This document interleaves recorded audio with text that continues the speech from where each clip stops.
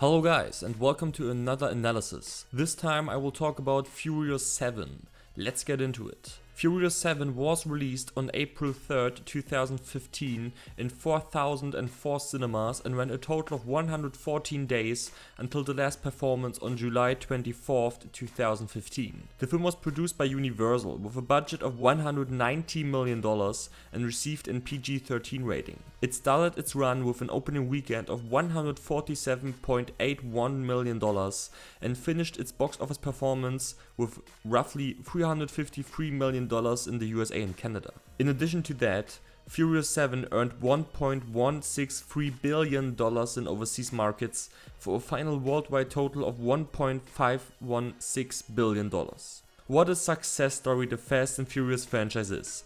After the original The Fast and the Furious grossed quite some money back in 2001, the second and third installment from the movie series destroyed the box office reputation totally, with bigger budget but worse and worse performances in the domestic market. But then, in 2009, with the premiere of the fourth installment called Fast and Furious, the franchise went on an inclining journey when it comes to its box office performances. Vin Diesel and a lot of elements from the original cast were put back into the franchise, and the movie grossed new records for the franchise in the domestic and the overseas market. Something that no one has seen coming back in the days after the horrible performance of Tokyo Drift as a predecessor. Justin Lin, the director of the fourth Fast and Furious movie, did a great job of reliving the franchise. He also directed Fast 5 and Fast and Furious 6, which went on to outgross its predecessor every single time and carried the franchise from 360 million worldwide to close to 800 million worldwide after 3 movies which came out in a time span of 4 years.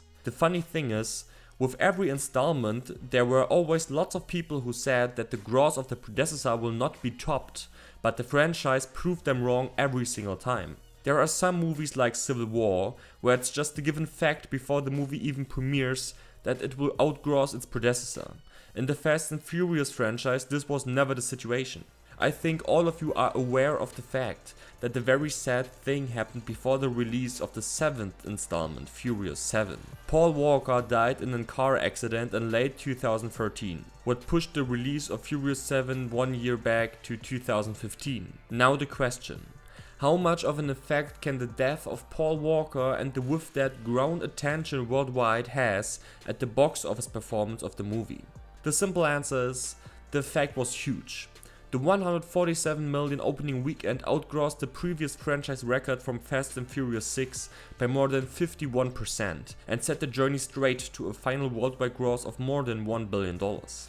This opening was the 9th biggest opening weekend ever when the movie premiered, and is today still on 14th place, after Batman v Superman, Civil War, Age of Ultron, Jurassic World and The Force Awakens grossed past that mark in the following time until today. The movie went on to gross 353 million in total in the domestic market, outgrossing its predecessor by roughly $114.4 million, which you can translate to a box office jump of 47.9%.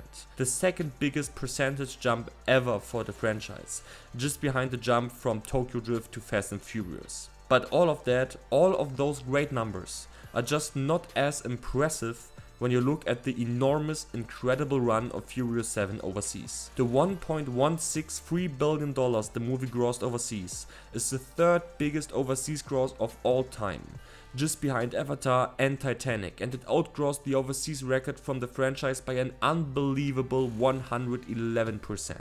This became reality because of a unique performance in the upcoming #1 market, China, where Furious 7 grossed $390 million. Yes, exactly right. It grossed more in China than in the domestic market. This number is absolutely insane and was just surpassed by The Mermaid and Monster Hunt, which are 2 Chinese films. Not one other movie from the USA which premiered in China managed to come close to this gross. Not even Warcraft will come close to this gross. So what can I say in conclusion about Furious 7? The performance is outstanding, however you turn the facts. Of course you can argue that the death of Paul Walker influenced how good the movie performed all over the planet, and that's partly true, but even without Paul Walker's death, in my opinion, the movie would have managed to gross $1.2 to $1.25 billion worldwide, which would have been also an insane number. The opening weekend is great, the final cum in the domestic market and in the overseas market are marvelous, and the China performance stands for itself. I will rate Furious 7 with the grade A. The next video will be an analysis on The Wolverine, or a prediction about Guardians of the Galaxy Volume 2 or Jason Bourne. Thanks for watching this video guys, I really hope you liked it. If so, leave a like and let me know in the comments what you think about the box office performance of Furious 7. Click on the left video to see a prediction about Thor Ragnarok, the bottom one will lead you to a prediction on Doctor Strange, and the right one will show you the possible outcome on Star Trek Beyond. See you soon, bye bye.